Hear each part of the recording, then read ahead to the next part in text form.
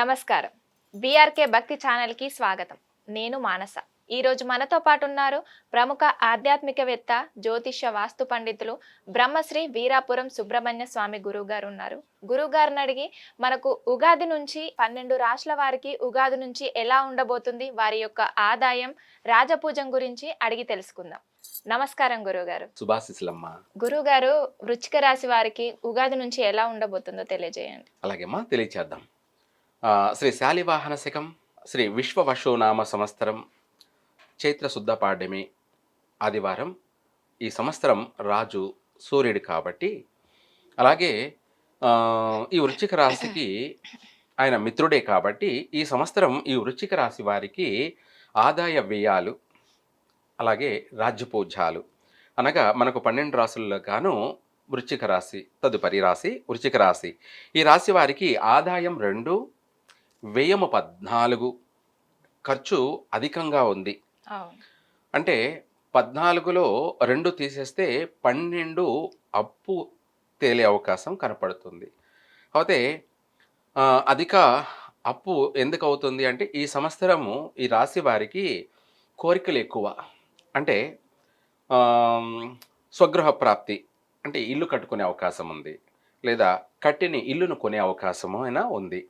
అందువల్ల దానికి సంబంధించి కావాల్సినటువంటి ధనాన్ని అప్పు చేయవలసింది వస్తుంది. అందువల్ల అధికంగా అప్పు అయ్యే అవకాశం ఉంది. వీళ్ళకు రుణాలు చేయాల్సిన అవసరం వస్తుంది. అంటే ఇంటి లోను గురించి ప్రయత్నం చేసే వాళ్ళకి లోను నెరవేరుతుంది. అంటే కొంతమంది ప్రయత్నం చేసినా ఆగిపోయే అవకాశాలు, పెండింగ్ పడే అవకాశాలు, అధిక కాలయాపన జరిగే అవకాశాలు అట్లా ఉంటాయి. అలా కాకుండా ఈ రాశి వారు ఎలాంటి పరిహారం చేసుకుంటే మంచిది తెలియచేస్తాను. అది కూడా ప్రతి విషయము మీరు అన్నట్టుగా పరిహారం కూడా తెలియచేద్దాం.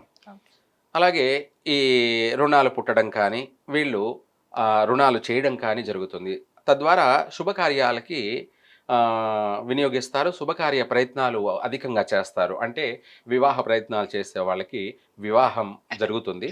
తద్వారా అధికంగా ఖర్చు అవుతుంది. సొంత గృహాన్ని నిర్మాణం చేసుకుంటారు, లేదా కట్టిందే కొంటారు. కాబట్టి దానికి సంబంధించి కూడా అధిక ధనాన్ని ఖర్చు చేయాల్సింది ఉంటుంది. కాబట్టి తద్వారా కూడా వీళ్ళకు అప్పు అయ్యే అవకాశమే ఎక్కువగా ఉంది. అలాగే సంతాన విషయంలో కాస్త జాగ్రత్త ఉండాలి. ఎందుకంటే ఏదన్నా కాస్త నష్టాలు జరిగే అవకాశం ఉంది. దానికి సంబంధించి పరిహారం అన్నారు కాబట్టి, అయితే ఈ వృశ్చిక రాశి వారు సుబ్రహ్మణ్య స్వామిని కానీ, లేదా నాగదేవతలను కానీ మంగళవారం చక్కగా నియమాలతో తలస్నానం చేసుకొని సుబ్రహ్మణ్య స్వామికి సంబంధించి లేదా నాగదేవతలకు సంబంధించి పాలు, పసుపు, అంటే పాలల్లో పసుపు కలిపి అభిషేకం చేసుకోవాలి. అంటే స్వయంగా వీళ్ళే అభిషేకం చేసుకోవాలి. 1 లీటర్ పాలు తీసుకొని, లేదంటే ఒక 1/2 లీటర్ చాలు, 1/2 లీటరు ఆవు పాలు తీసుకొని అందులో పసుపు వేసి కలిపి ఆ నాగదేవతలకు కానీ, సుబ్రహ్మణ్య స్వామికి కానీ అభిషేకం చేసినట్టయితే వీళ్లకు విశేషమైనటువంటి సంతాన భాగ్యం కలుగుతుంది. అంటే వంశాభివృద్ధి కలుగుతుంది, పుత్ర సంతాన ప్రాప్తి కలుగుతుంది. అలా మంచి సంతాన యోగం, ఎటువంటి నష్టం జరగకుండా.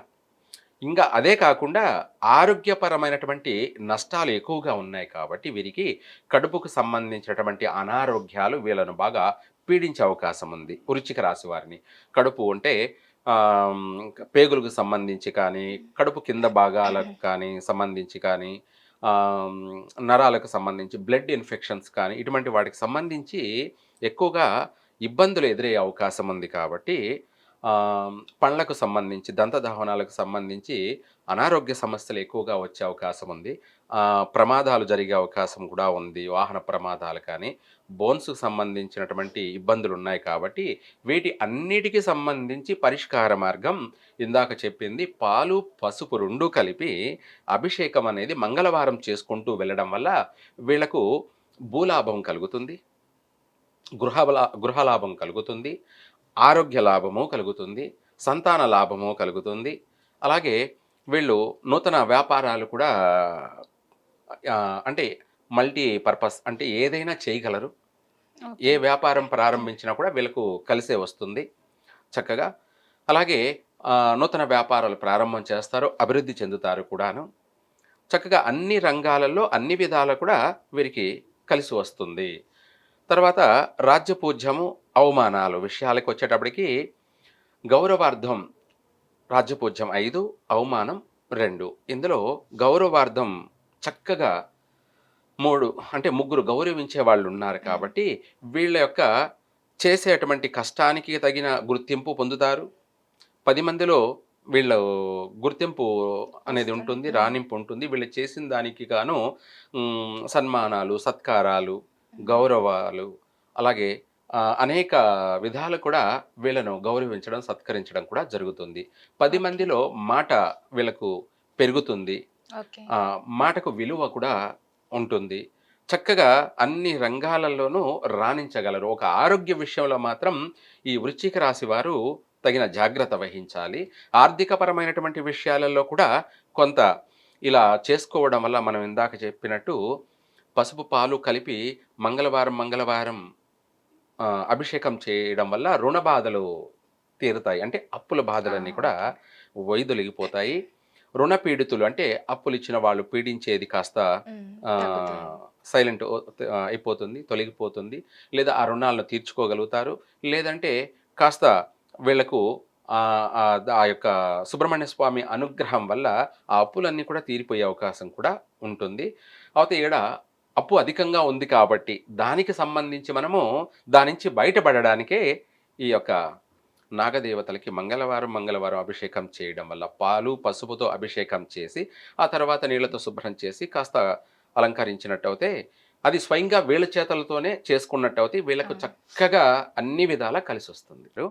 అంటే ఈ రాబోయేటువంటి కొత్త సంవత్సరం అంటే ఈ నూతన సంవత్సరం అనేది మీరన్నట్టుగా శ్రీ విశ్వవసునామ సంవత్సరం అంటే 2025. అలాగే చైత్రమాసం నుంచి చైత్ర శుద్ధ పాడ్యమి, ఉగాది. ఈ నూతన సంవత్సరం అంతా కూడా అధిక భూకంపాలు. మామూలుగా ఆల్రెడీ జరుగుతూనే ఉన్నాయి. ఈ విషయాలు కూడా ముందే చెప్పాను కూడాను జరుగుతాయని. అయితే అధికంగా భూకంపాలు సంభవించడం. ఇవి మన భారతదేశంలోనూ అన్ని చోట్ల జరిగే అవకాశం ఉంది. అంతేకాకుండా విదేశాలలో అధికమైన మోతాదులో అంటే ఎక్కువగా జరిగే అవకాశం ఉంది. ఈ యొక్క భూకంపాల వల్ల ప్రాణ నష్టాలు ఎక్కువగా విదేశాల వారికి ప్రాణ నష్టాలు జరిగే అవకాశం ఉంది. భూకంపాలు సంభవించడం వల్ల, భూప్రళయాలు సంభవించడం వల్ల అధికమైనటువంటి ధన నష్టం కూడా జరిగే అవకాశం ఉంది. అధికమైన ధన నష్టము జరిగే అవకాశం ఉంది. ప్రాణ నష్టము జరిగే అవకాశం ఉంది. కాబట్టి జాగ్రత్త ఉండడం చాలా మంచిది. ఈ యొక్క సూర్యుడు రాజు కావడము, గ్రహాలు వారి స్థానాలలో ఉండే యొక్క ఇదిని బట్టి సముద్ర ప్రళయాలు కూడా సంభవించే అవకాశం ఉంది. ఇదే కాకుండా ఆర్థికపరమైనటువంటి దేశవ్యాప్తంగా కూడా అధికంగా నష్టం సంభవించే అవకాశము, అలాగే ఎక్కువగా ప్రమాదాలు సంభవించే అవకాశము, వాహన ప్రమాదాలు కానీ, అలాగే రాజకీయంగా కూడా నష్టాలు సంభవించే అవకాశం ఎక్కువగా ఉంది. ఇదే కాకుండా ఆర్థికపరమైనటువంటి విషయాలలోకొచ్చేటప్పటికి కొంత కొంత అనిపించినప్పటికీ అధికంగా వ్యయం ఎక్కువగా అయ్యే అవకాశం ఉంది.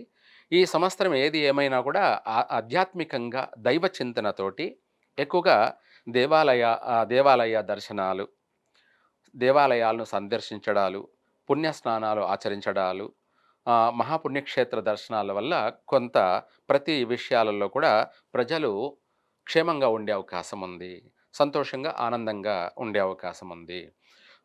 దైవారాధన వల్ల ఇవి అన్నీ కూడా వీటన్నిటి నుంచి కూడా తప్పించుకు తిరుగువాడు దన్నీడు సుమి అన్నట్టుగా రాబోయే ఉపద్రవాలన్నిటిని కూడా మనం తప్పించుకోవాలంటే ఒకటే మార్గం.